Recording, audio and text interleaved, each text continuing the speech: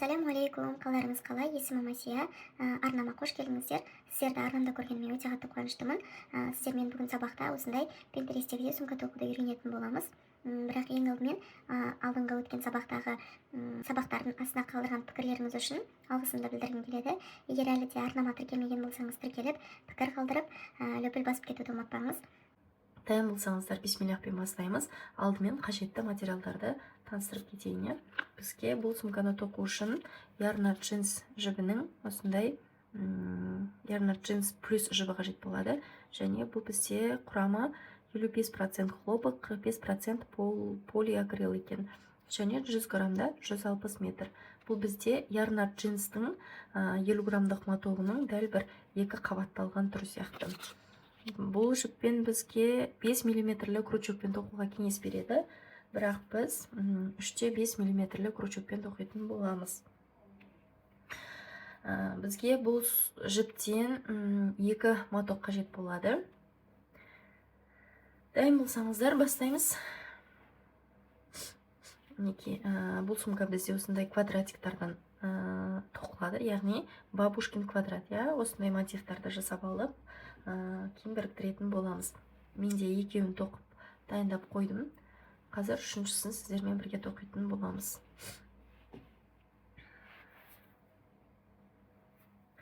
Бишмиллахпен бастауды ұмытпаңыздар. Ең алдымен осылай жібімізді шығарып алып, кольцо амигурумен жасап аламыз. Қысқа бөлі, жібіміздің қысқа бөлігі әдеттегідей жіптің арт жағында, яғни сол қолымызда, жұмыс жібіміз оң қолда тұрады. Осы кольцоның ішіне айналдырып тоқып шығатын боламыз. Ең алдымен осылай шығарып аламыз жібімізді, және 2 воздушный петля тоқимыз. Бір және екіншісі. Накетілемізді 16 столбик с накидом тоқып шығамыз осы кольцоның ішіне. Накетілім, 2-ін бір тоқыдым, 2-ін бір, және тағы да накетіліп, 2-ін бірге, 2-ін бірге. Осылай 16 столбик с накидом тоқимыз. Қазір 2-ін тоқыдық.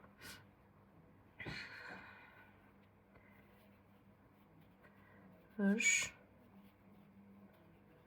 төрт, бес, алты, жетті, 8, 9, 10, 11, 12, 13, 14, 15 және соңғы 16 столбик. Кольцоны қысқа жібімізді тартып, қатты бекітіп аламыз. Және соединительный столбикпен бекітеміз. Мына тұрған емес, мына жерде өзі көрініп тұр ғой. Осы жерге бекітетін боламыз. Осылай кольцо болды. Тағы да 2 воздушный петля тоқимыз. 1, 2. Накетіліп, әр петляға тағы да тоқып шығатын боламыз. Пышный столбиктар тоқимыз. Накетілдім, мінекей, осылай бір петля шығарып алдым. Тағы да накетілемін, дәл осы жерге тағы да осылай жұмыс жібін шығарып аламын. Крючогымда 1, 2, 3, 4, 5. Крючогымда 5 петля. 5-ін бірге тоқимыз. Және 2 воздушный петля тоқимын. 1, 2. Накетілеміз. Дәл жанында тұрған келесі петляға, жұмыс жібін шығарамыз. Накетілеміз, жұмыс жібін шығарамыз. Крючокта 2, 4, 5. 5-ін бірге тоқимыз. 1 воздушный петля және 2 воздушный петля. Осылай әр петляға осындай пышный столбиктер жасап шығамыз. Накетілдім, біреу шығарып алдым, накетілдім, екіншісін шығарам. Осылай 2-ін бірге. бір воздушный петля, екінші воздушный петля. Дәл осылай 16-ын жасап шығамыз. Қазір үшеуін тоқыдық.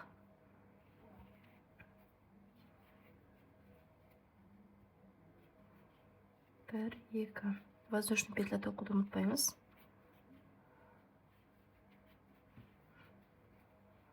Бір, екі.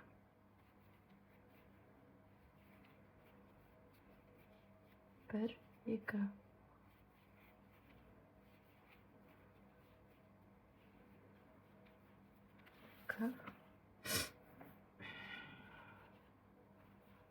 Бір, екі. Бір, екі. Дәл осылай рядтың соңына дейін тоқып шығамыз. Жерде артық жіпті кесіп тастаймыз сосын. Мінекей мен 15 пышный столбик жасадым. 16-сын соңғы тұрған петляға жасаймыз. Біреу, екеу. Барлығын бірге және 2 воздушный петля. Және соединительный столбикпен бекітеміз осылайынан. Және тағы да мына жақта тұрған петляға соединительный столбик жасаймыз, яғни петля болды аркаға, иә. Осылай тұрады. Өткізіп алдық мына тесікке.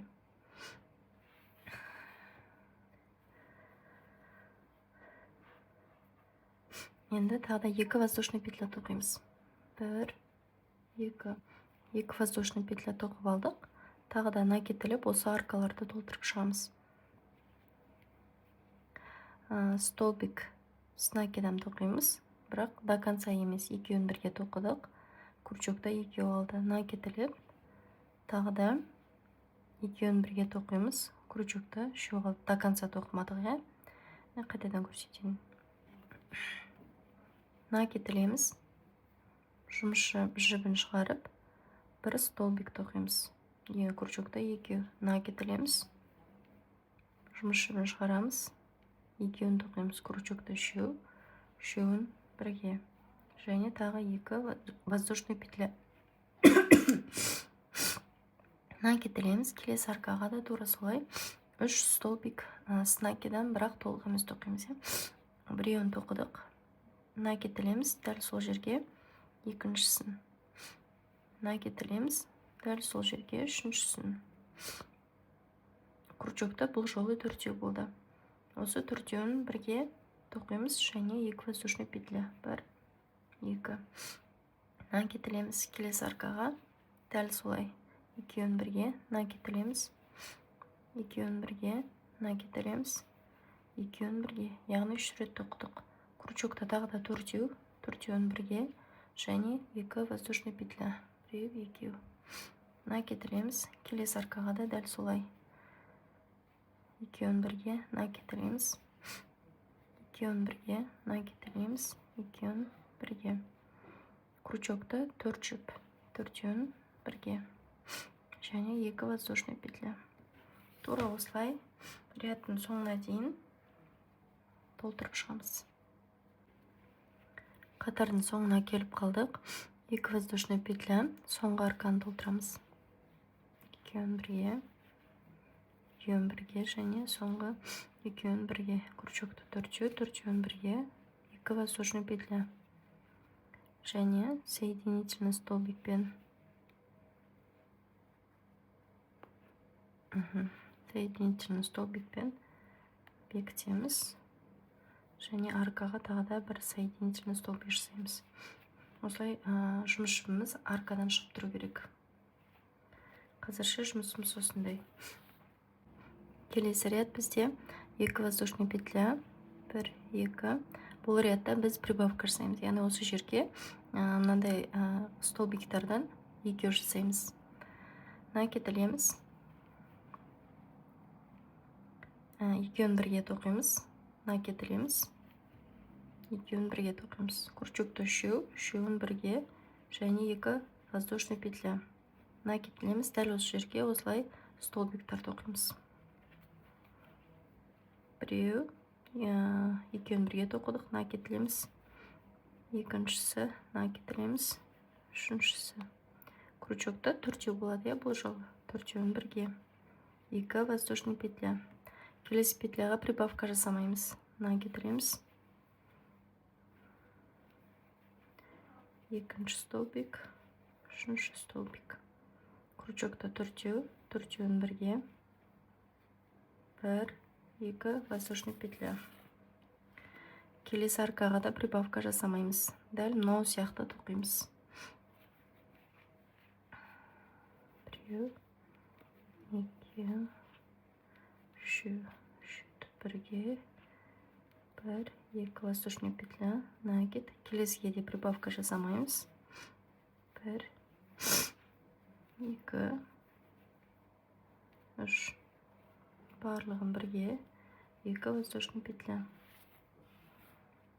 Бізде 3 болды. Енді 3-ден кейін барып, мұнда прибавка 3, және тағы келесі аркаға прибавка жасаймыз. Жартылай тоқыдық, тағы да накетілеміз. Екіншісі накетілеміз. Үшіншісі барлығын бірге 2 воздушный петля. Дәл осы жерге тағы да жасаймыз. 1, 2, 3. Барлығын бірге 2 воздушный петля. 2. Прибавка. Ортасында 3 арканы толтырдық. Одан кейін тағы да прибавка жасап тұрдық. Тағы да 3 арканы толтырамыз. Прибавкасыз. 1, 2, 3. Барлығын бірге 2 воздушный петля. Кішкене аздап суық тиіп отыр. Кешірім сұраймын. Келесі аркаға да прибавка жасамаймыз. 1, 2, 3. Барлығын бірге 2 воздушный петля. Накетілеміз. Келесі аркаға да прибавка жасамаймыз. 1, 2, 3. Барлығын бірге 1, 2 воздушный петля. Енді прибавка жасаймыз. 1, 2, 3. Барлығын бірге 2 воздушный петля. Накет. Дәл сол жерге екіншісін. Яғни прибавка. 1, 2, 3. Барлығын бірге 2 воздушный петля. Накет. Ары қарай 3 аркаға прибавка жасамаймыз. 1, 2, 3. 1, 2. Келесі аркаға. 1, 2, 3. Барлығын бірге 2 воздушный петля. Келесі аркаға. 1, 2, 3. Барлығын бірге 2 воздушный петля. Бұл бізде 3-ші арка. Келесі арка бізде прибавка болады. 1, 2, 3. Барлығын бірге 2 воздушный петля. Накет. Дәл сол жерге екіншісін. 1, 2, 3. Барлығын бірге 1, 2 воздушный петля. Накет. Енді қалған соңғы 3 аркаға прибавка жасамаймыз.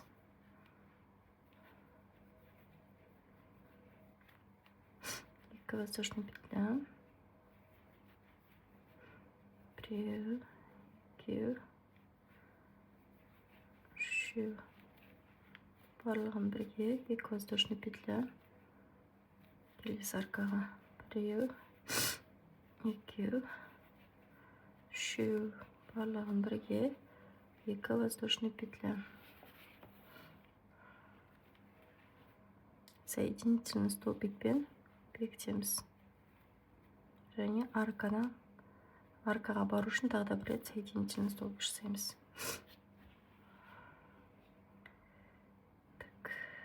Қазірше әлі бұрышымыз шыққан жоқ. 4 бұрышты болып осындай болып тұр. Келесі қатар. Бізде қазір 1, 2, 4 қатар тоқыдық.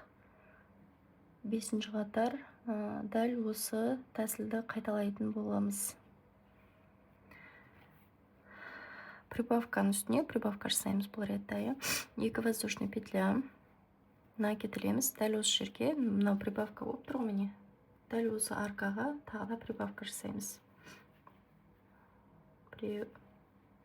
Но столбик воздушный петля екінші столбиктің рөлін атқарады. Оны айтпай кетіппін. 3 болды. Бірге 2 воздушный петля. Накид дәл сол жерге прибавка жасаймыз екіншінің.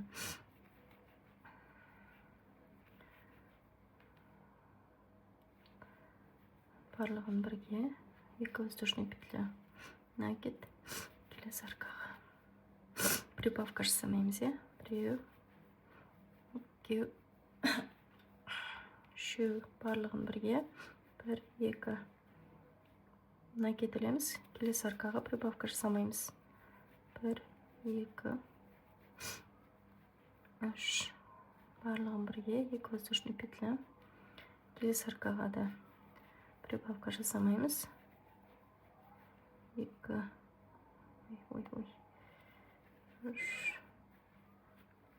1 2 мына кетілеміз. Келесі аркаға да прибавка жасамаймыз. 1 2 3 барлығын бірге 1 2 воздушный петля. Накид келесі прибавка болады. 1 2 3 барлығын бірге 1 2 воздушный петля.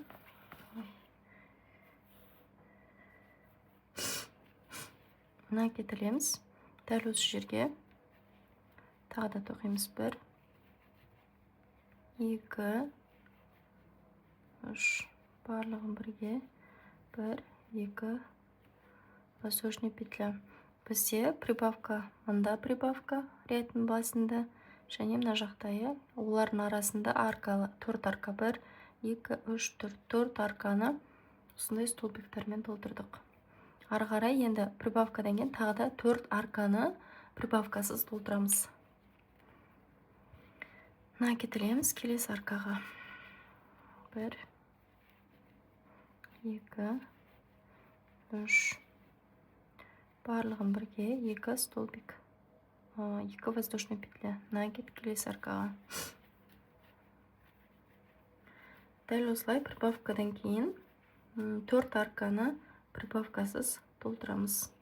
Екеуі, қазір тағы екеуін толтырамыз. 1 2 3 үшінші арканы толтырдық. 2 воздушный петля. Келесі соңғы арка. 1 2 3 барлығын бірге 2 воздушный петля. Бізде одан кейін прибавка болады. Накид 1 2 3 барлығын бірге 2 воздушный петля. Накид дәл сол жерге тағы да тоқимыз осылай. 1 2 3 барлығын бірге 2 воздушный петля. Тура осылай 4 арканы прибавкасыз, одан кейінгі арка, 4-ден кейінгі 5-ші арка прибавкамен болады. Одан кейін 4 арка қалған прибавкасы тоқылады. Тура солай өз бетімізше тоқып шығайық. Неге қыздар, соңғы 4 арканы да толтырдым прибавкадан кейін. Мұнда прибавка жасалынды. Одан кейін 4 арка және соединительный столбикпен бекіту керек. Және келесі аркаға соединительный столбик жасаймыз. Келесі ретта да бізде прибавка болады. 2 воздушный петля, 1 2 мына кетілеміз. Бұл ретта сәл басқаша тоқылады. 2 воздушный петля, мына кетілеміз. Столбик с накидом толық тоқылады. Бізде 2 столбик с накидом болды. Мына кетілеміз. Тағы да сол жерге 3-ші столбик с накидом. 2 воздушный петля. Мына кетілеміз. Дәл сол жерге мына прибавканы орнына келіп тұрмыз. Осы прибавканың үстінен тағы да прибавка жасау керек. Біз 3-ін жасадық. Тағы дәл осы жерге 3 столбик с накидом тоқимыз. 1 бұл жолы толық тоқып жатырмыз, мінекей. 2 3 мына кетілеміз. Келесі аркаға Арасына ешқандай воздушный петля тоқымадық. Бірден келесі аркаға өтіп кетіп жатырмыз.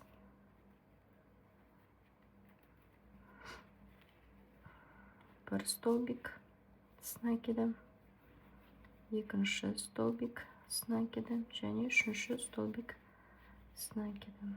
Накид ілеміз. Воздушный петля тоқып жатқан жоқпын. Келесі аркаға бірден өтеміз. Біреу, екеу, үшеу. Накид ілеміз. Келесі аркаға да. Осылай әр аркаға 3 столбик с накидом тоқып шығамыз. Тек прибавканың үстіне ғана 2 рет тоқимыз.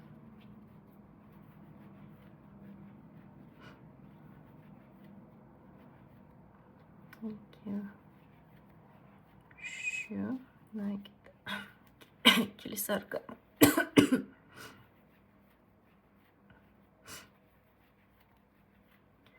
Накид. Не, біз енді прибавкаға кеп тұрмыз тағы да. Біреу, екеу, үшеу, 2 воздушный петля. Тек прибавка жасайтын жерге ғана 2 воздушный петля тоқимыз.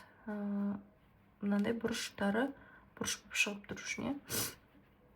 Дәл осы жерге тағы да 3 столбик с накидом тоқимын.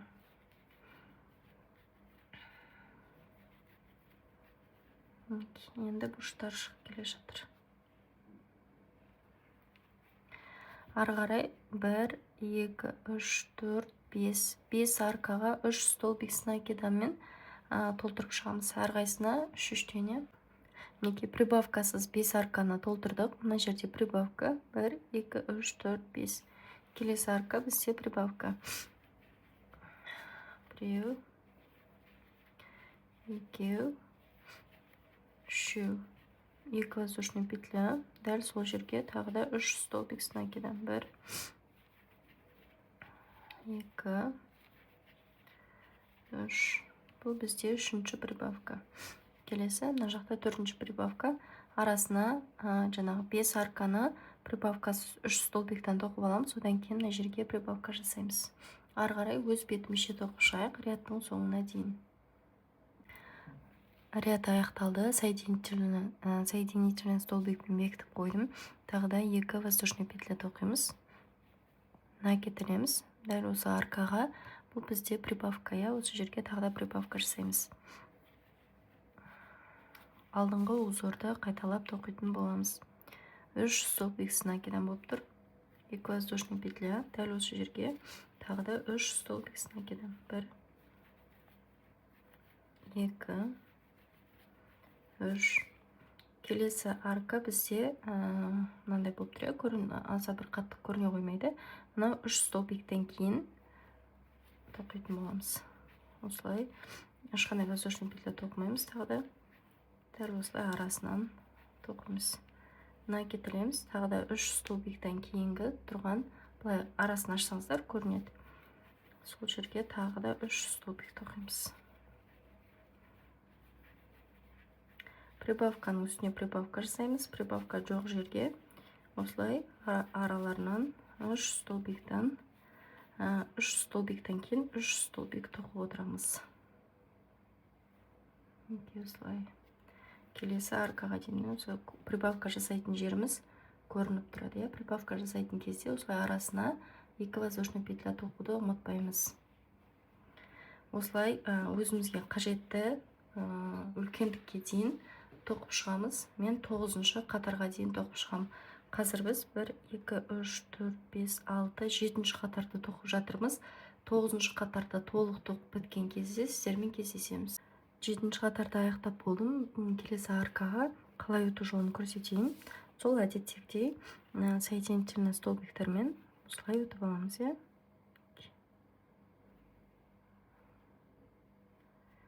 Және аркаға. Осылай соединительный столбиктердің көмегімен осылай аркаға жетіп аласыз. Ары қарай дәл осы соңғы көрсеткен узор бойынша барлығын 9-шы қатарға дейін тоқып шығамыз. Яғни 9-шы қатарда тоқып болған кезде кездесеміз. неке қыздармен 9-шы рядтада тоқып болдым. Жібімді қиған жоқпын. Және тоқып болғаннан кейін барлық мотивтарыңызды үтіктің көмегімен бір басып шығасыз, бұрыштарын шығарып. Немесе үстіне мата қойып, немесе үтіктің буымен бір парить етіп обработка жасап аласыз. Одан кейін барып біріктіретін боламыз. Енді бізде бұл былай тұру керек қой. Мысалы мынау астыңғы жағы болатын болса, осылай келесі мотив былай жанынан, және одан кейінгі мотив былай келесі жағына деген сияқты осылай орналастырып шығамыз. Егер өзіңіздің қалауыңызбен иненің көмегімен тігіп шықсаңыздар да болады, осылайна не іш жағынан сырт жағынан өзіңізге ұнаған тәсілде, немесе крючоктың көмегімен орналастырсаңыздар болады. Мен қазір крючоктың көмегімен тоқып шығатын боламын, біріктіретін боламын. Соединительный столбиктер арқылы біріктіріп шығатын боламыз. Осылай ұштарын ұстап аламын. Және алғашқы тұрған петляның екі стенка болса, крючоктың, петляның, соның тек мына жақтағы стенкасы, ішкі стенкасынан алып тоқитын боламын. Жерде бір петля тұр, осы жерден, және келесі петлядан да дәл солай.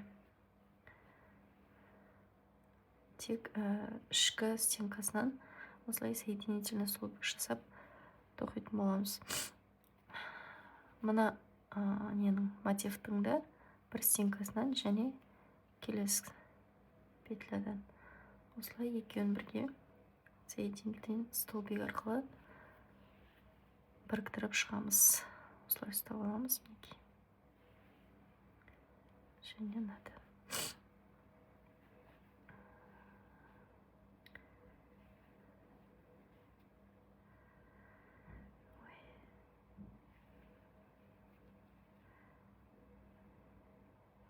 Қатты тартпай еркін тоқып шығамыз.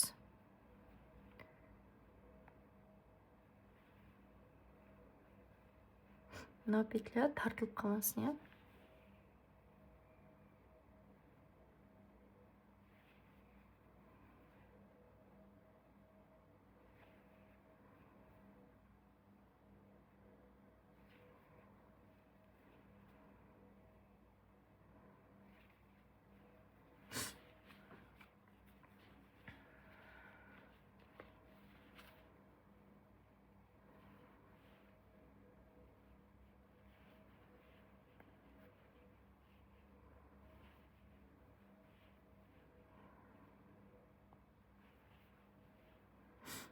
Сонда бізде мынандай узор болып шығады. Арт жағынан мынандай, теріс жағынан тоқсаңыздар да болады. Узор, қай жақтың узоры өзіңізге больше ұнап тұр, сол жақты аласыздар. Маған осылай оң жағынан тоқи берген дұрыс сияқты.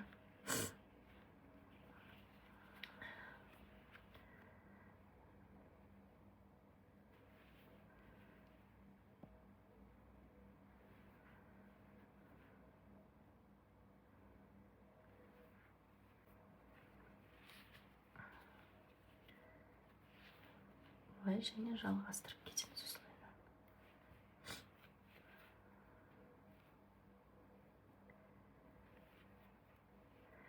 Ұшына ұш кеп тұрғанын қадағалайсыздар. Бұрыштары келесі квадраттың бұрышымен сәйкес келетіндей етіп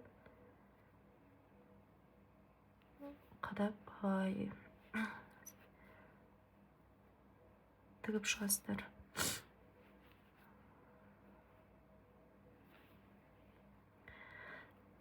Неке бұлай тігіп шықтық. Енді келесі мотивті қосамыз.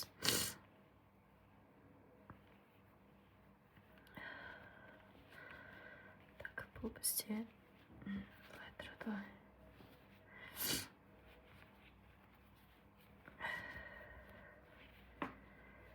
Ой, қалай еді. Так, былай.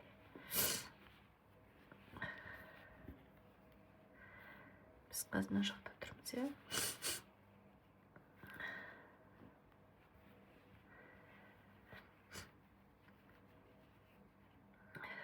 Осылай.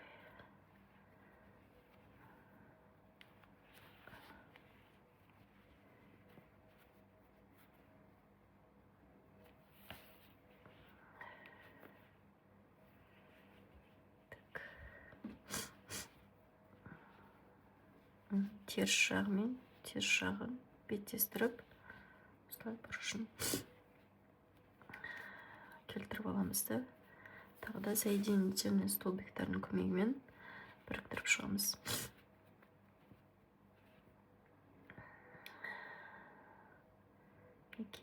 Дәл ұшы, төбесі, бұрышы, және жақтағы петляның да дәл бұрышы.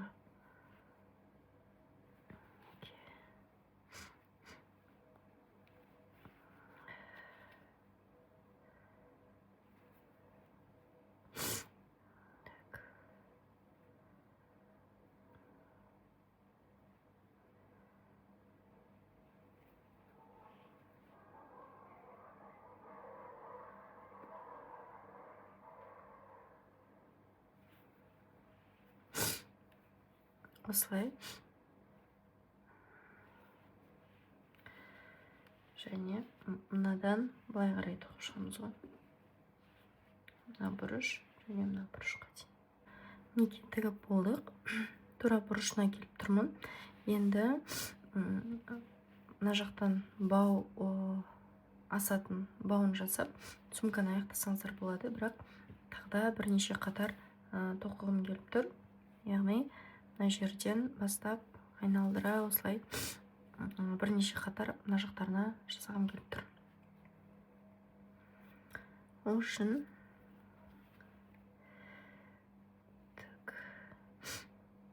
бір петляға соединительный столбикпен жылжытып алайын.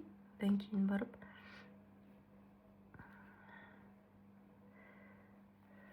әр петляға столбик с накидом тоқығым келіп тұр. Бір стенкасын тоқиын. Ой. Так, мына жерден тесік қалып қалатын сияқты. Келесі стенкадан.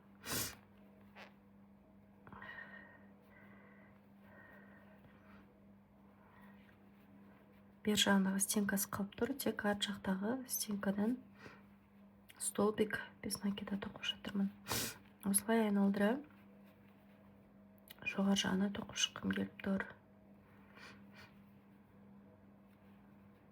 Әр петляға бір столбикті.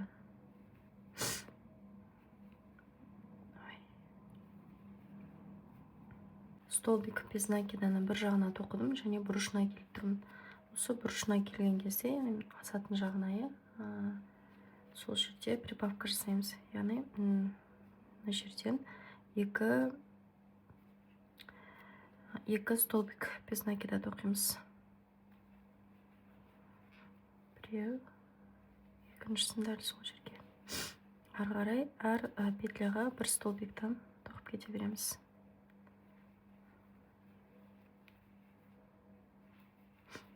Жіптердің арасына қосып тоқып жіберсек болады.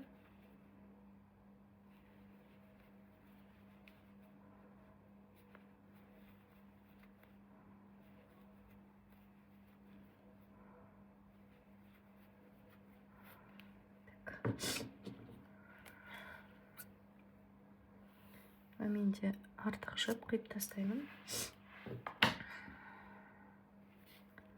Ары қарай жалғастырамыз.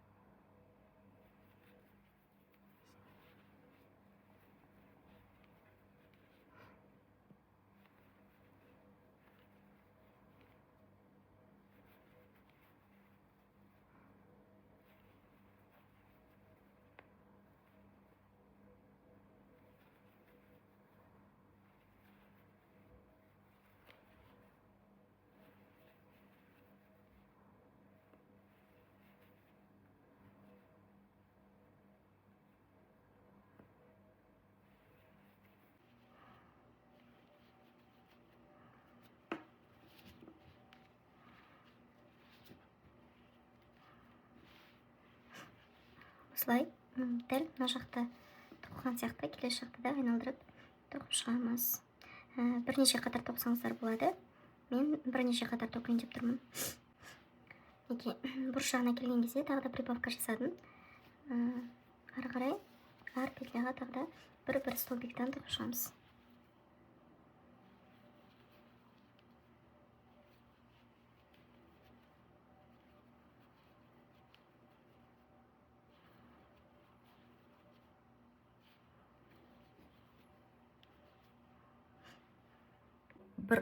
бір қатар толықтай тоқып шықтым. Енді келесі қатарды тоқимыз. Келесі қатарда соединительный столбик жасамай бірден келесі қатарға өтіп кете беретін боламыз. Осылай болып тұр. Келесі петляның тек ішкі стенкасынан тоқимыз бұл кезде де. Осылай бір жақ шетінен ғана, бір ғана петлядан, яғни.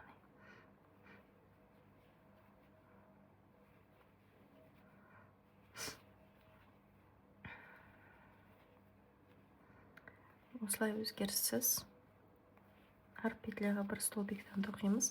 Тек бұрыш жағына келген кезде ғана осы жеріне прибавка жасайтын боламыз. Ал ары қарай өзгеріссіз тоқылады. Қыздар, мен 3 қатар столбик без накида тоқып шықтым. Соңғы қатарларға келіп тұрмын. Осымен жұмысымызды аяқтаймыз. Осы жерге соединительный столбикпен жұмысымызды бекітемін.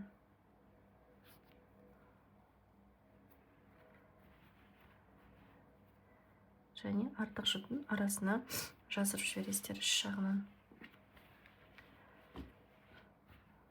Осылай.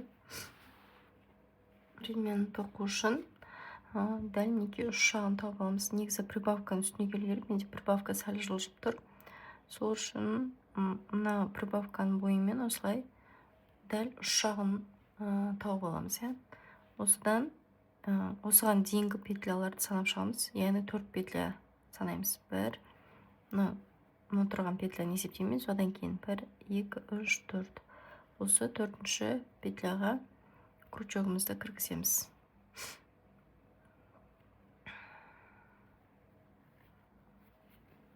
Осы жерге 2 воздушный петля тоқимыз. 2 накетіліп, келесі столбикқа келесі петляға столбик с накидан тоқимыз. Және келесі 3 столбик, 4, 5. Мынау бізде ең үш жағы. Енді былай қарай тағы да 4 столбик тоқимыз. Сонда барлығы 9 столбик с накидан тоқылу керек. 1, 2, 3, 4, 5, 6,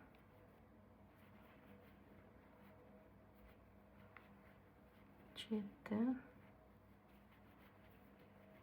8 және соңғы 9-шы столбик.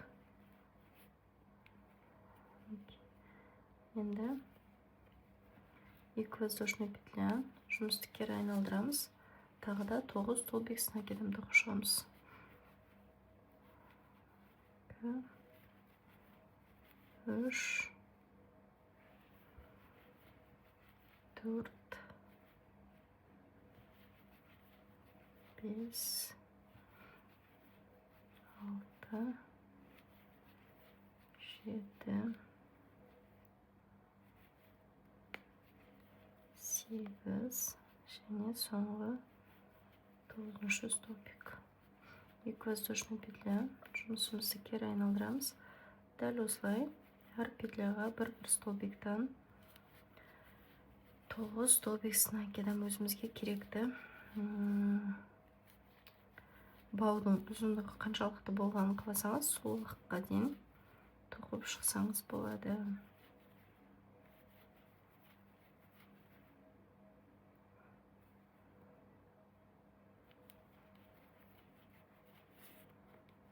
Осылай қайталана береді. Мінекей қыздар, мен бауын тоқып алдым. Менде 31 қатар болып тұр. Енді осылай бізге орналастыру керек. Біріктіру керек екеуіне. Мына жағы осылай шығады да. Мінекей осылай. Ол үшін осылай келіп алып.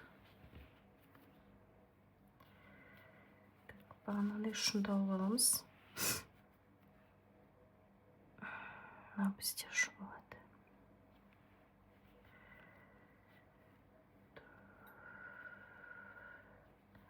Осыдан 4 петля санаймыз. 1, 2, 3, 4. 4-ші петля мына жерде. Мынаны былай қарай алып шығамыз. Және жұмысымызды кері айналдырып алып. Қалай істейміз? Бір воздушный петля, бір столбик без накида тоқып алдым.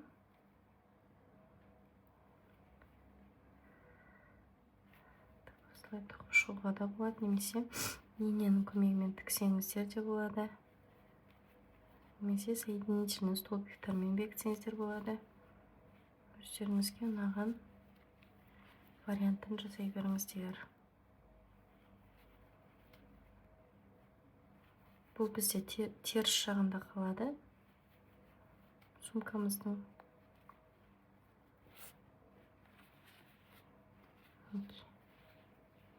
Мына оң жағы, мына теріс жағы. Аны үтіктің көмегімен басып жіберген кезде тегіс болып тұрады. Мен енді қыздар осы жерден ары қарай тағы да бір рет обвязка жасағым келіп тұр. Полностью бір айналдырып, қалай жасаймын оны? Мына мінекей бауды орналастырған жағы. Осы жерден ары қарай обвязка жасаймыз.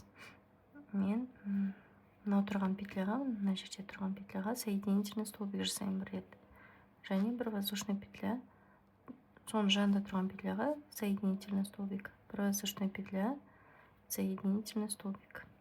Бір воздушный, соединительный столбик. Бір воздушный, соединительный столбик. Тағы да бір воздушный, соединительный столбик. Ой. Бізде осындай узор пайда болады. Егер ұнаса, осылай тоқып шықсаңыздар болады. Бір воздушный, соединительный, бір воздушный, соединительный, воздушный, соединительный столбик. Осылай орта жағына қарай жақындаған кезде, мысалға дәл ортасы болатын болса, менде 3 петля түрі, немесе мына ортасы. 2 петля, осы жерде убавка жасаймыз. Бір воздушный петля, мынау тұрған және одан кейінгі тұрған екеуінен бірге алып, тек бір жақтағы стенкасына осылай соединительный столбик жасаймыз. Тағы да бір воздушный петля, мына жерге, одан кейінгі петляға екеуінен бірге және соединительный столбик. Тағы да 3 рет осылай убавка жасайтын боламыз. Бір воздушный петля тоқып алдым. Мына жерден, одан кейінгі петлядан екеуінен бірге және осылай ары қарай өзгеріссіз тоқып шығамыз.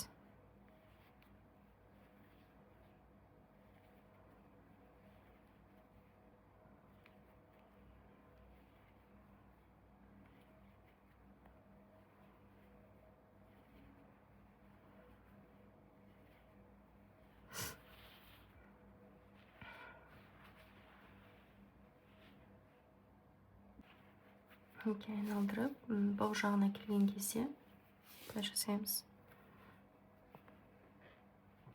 Воздушный петля, мына жерде тұрған бір петляға соединительный столбик және воздушный петля, осылай араларынан алып тоқи береміз.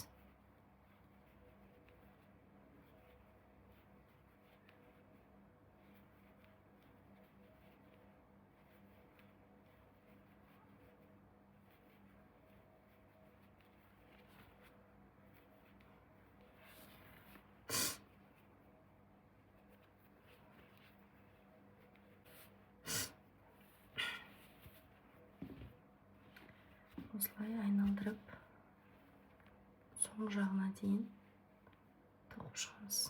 Және келесі жағында дәл осылай обвязка жасаймыз.